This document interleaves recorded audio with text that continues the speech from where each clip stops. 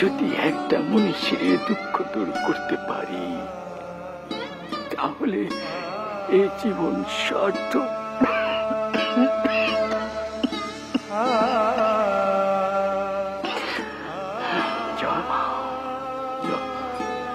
কিন্তু হে আর পারবে না, যা করবার, যা পথ দেখানোর সব তোরই যে করতে হবে রে লরেন। কি সেই পথ? যত মত তত পথ।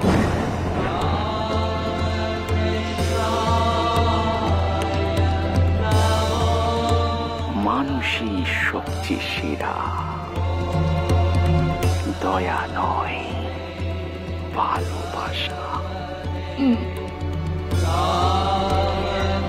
জ্ঞানী মনীষী সবাই ভালোবাসে, দয়া দেখায়নি। জ্ঞান কি ঠাকুর? অজ্ঞানী বা কি? ঈশ্বরকে জানাই জ্ঞান, আর তারে না জানাই অজ্ঞান।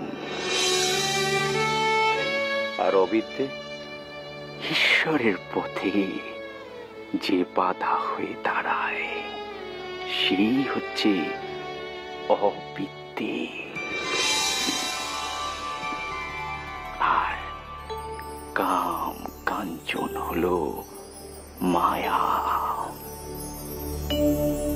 এই একটা কথা বলি শুন, ওই শ্রীরামচন্দ্র আর শ্রীমান লক্ষণের মাঝে ছিল মায়া রূপিণী সীতা।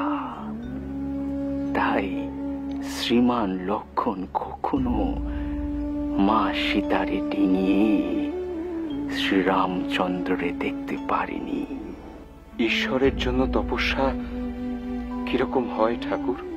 ঈশ্বরকে পাওয়ার জন্য নির্জনে গুহায় গিয়ে তপস্যা করতে হয়নি।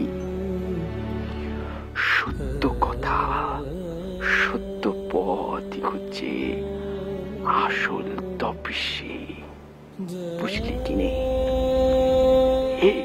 এই যে তুই গেরুয়া ধারণ করার জন্য তোর মন উচ্চাটন হয়েছে, সেই গেরুয়া আসলে কি জানিস? কি?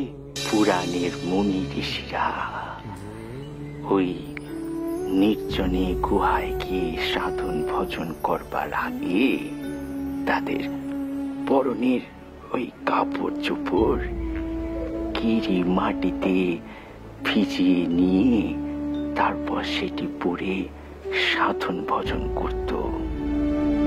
কেন জানিস? কেন?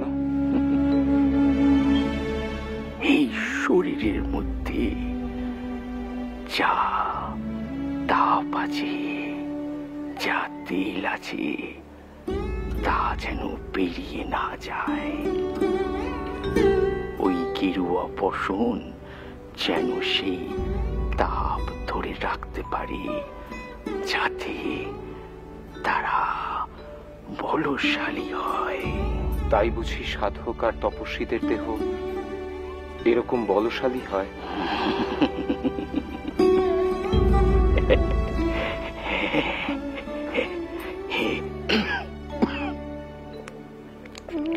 এর জন্যই বলি তুই হলে গিয়ে মেলা জল ধরা, পেট মোটা, মস্ত বড় জ্বালায়।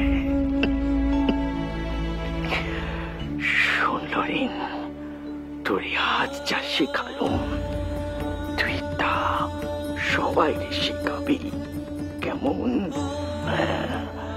ওই গেরুয়া সাজের জন্য নয়, কাজের জন্য।